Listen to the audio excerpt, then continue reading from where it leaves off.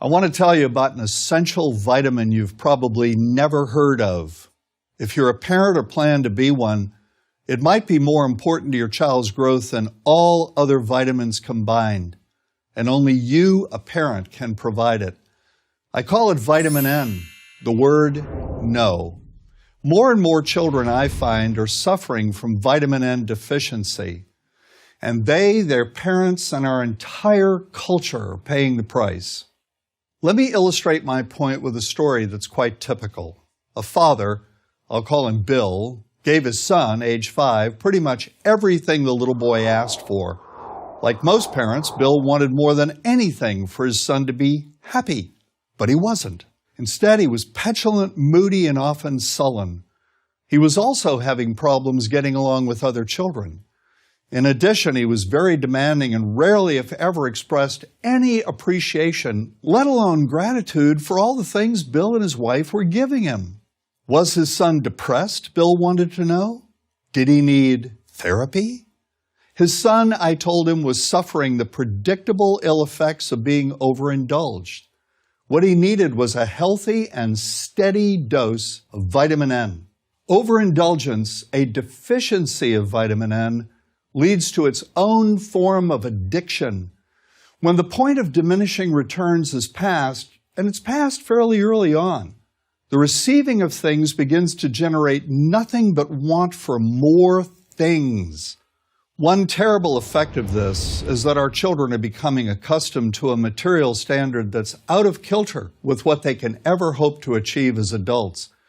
Consider also that many, if not most, children attain this level of affluence not by working, sacrificing, or doing their best, but by whining, demanding, and manipulating. So in the process of inflating their material expectations, we also teach children that something can be had for next to nothing. Not only is that a falsehood, it's also one of the most dangerous, destructive attitudes a person can acquire.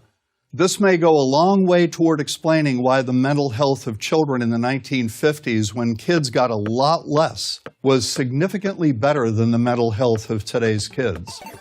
Since the 50s, and especially in the last few decades, as indulgence has become the parenting norm, the rates of child and teen depression have skyrocketed.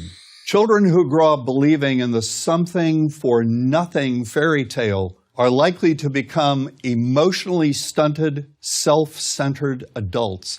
Then, when they themselves become parents, they're likely to overdose their children with material things. The piles of toys, plushies, and gadgets one finds scattered around most households.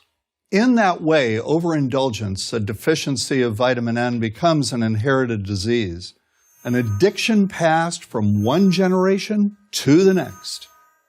This also explains why children who get too much of what they want rarely take proper care of anything they have. Why should they? After all, experience tells them that more is always on the way. Children deserve better.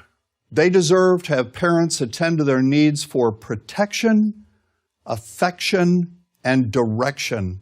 Beyond that, they deserve to hear their parents say no far more often than yes when it comes to their whimsical desires. They deserve to learn the value of constructive creative effort as opposed to the value of effort expended whining, lying on the floor, kicking and screaming, or playing one parent against the other. They deserve to learn that work is the only truly fulfilling way of getting anything of value in life, and that the harder they work, the more ultimately fulfilling the outcome. In the process of trying to protect children from frustration, parents have turned reality upside down. A child raised in this topsy-turvy fashion may not have the skills needed to stand on his or her own 2 feet when the time comes to do so. Here's a simple rule. Turn your children's world right side up by giving them all of what they truly need, but no more than 25% of what they simply want. I call this the principle of benign deprivation. When all is said and done, the most character-building 2-letter word in the English language is no. Vitamin N. Dispense it frequently. You'll be happier in the long run, and so will your child. I'm John Rosemond, author and family psychologist for Prager University. To subscribe to our YouTube channel, click here. To help keep our videos free, donate here.